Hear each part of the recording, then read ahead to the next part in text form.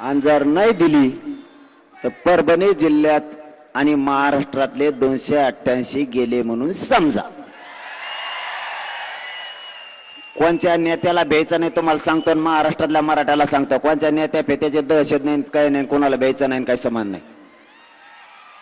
गोरगरीब मराठ्यांची ताकद वाढली पाहिजे, गोरगरीब मराठ्यांची शक्ती वाढली पाहिजे।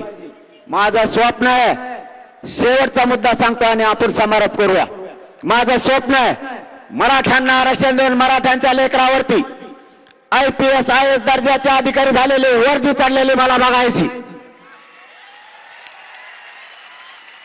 आणि गोरगरीब मराठ्यांना या महाराष्ट्रात किंमत आली पाहिजे।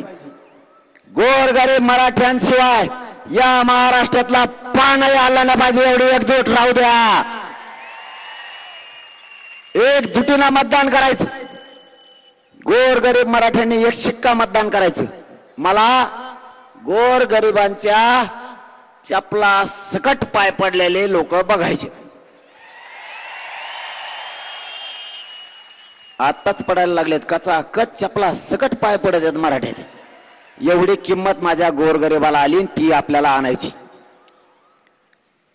अंग त्रास द्यायला लागले, जसं जसं बोलन तसं तसं तुमची दिलगिरी व्यक्त करतो। आणखीन थोडं बोलायचं होतं, परंतु डोकं ते प्रचंड दुखायला लागल्यामुळं त्रास होतोय।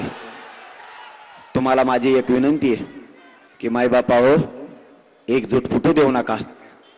आरक्षण घेतल्याशिवाय मी हटणार नाही। वेळेप्रसंगी या महाराष्ट्रातल्या मराठा समाजाच्या लेकरासाठी मला माझं बलिदान द्यायची वेळ आली तरी मी देईल, पण तुमच्या लेकराला आरक्षण दिल्याशिवाय एक इंच मागे सरकणार नाही, हा शब्द तुम्हाला देतो आणि थांबतो। धन्यवाद। जय शिवराय।